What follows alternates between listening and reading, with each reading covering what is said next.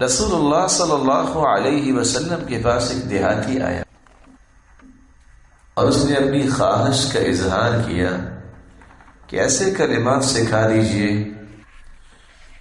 جس سے میں جنت چلا جاؤں، ایسے کلمات سکھائیے کہ میں کسی سے نہ پوچھ سکوں، اور مختصر سکھانا، میرا کوئی حافظہ اتنا زیادہ مضبوط نہیں ہے۔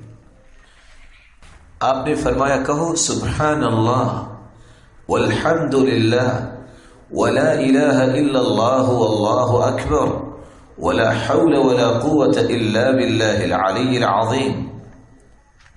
اس نے پڑھا، خوش ہوا، وہاں سے بھاگ پڑا، کچھ دور جا کے رک گیا، واپس آیا، کہتے اللہ کے رسول یہ کیا؟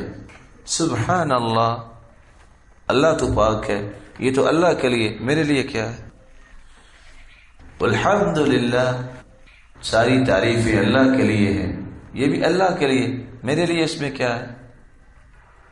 ولا الہ الا اللہ، اور لا الہ الا اللہ، کوئی معبود برحق نہیں سوائے اس کے، یہ بھی اللہ کے لیے، میرے لیے اس میں کیا ہے؟ واللہ اکبر، اور اے اللہ تو پاک ہے، تو بڑا ہے، بڑائی تو اللہ کے لیے ہے، میرے لیے اس میں کیا ہے؟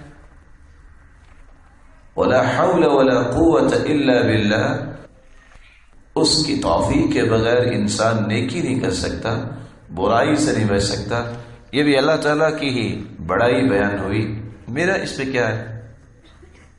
العلی العظیم، وہی بلند عظمت والا ہے، میرے لیے۔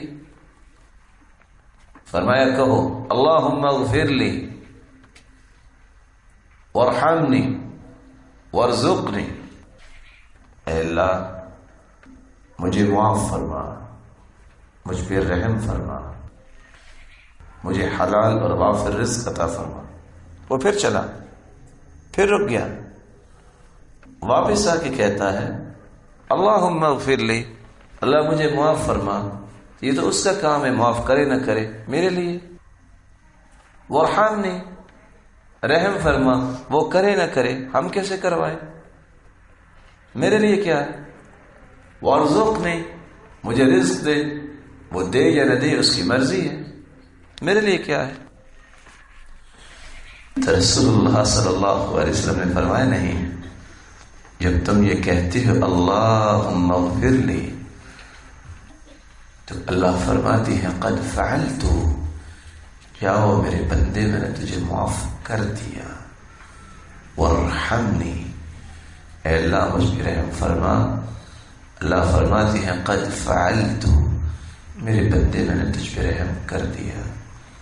وارزقنی، اے اللہ مجھے رزق دے، اللہ فرماتی ہے قد فعلت، میرے بندے خوش ہو جا، میں نے تجھے رزق دے دیا۔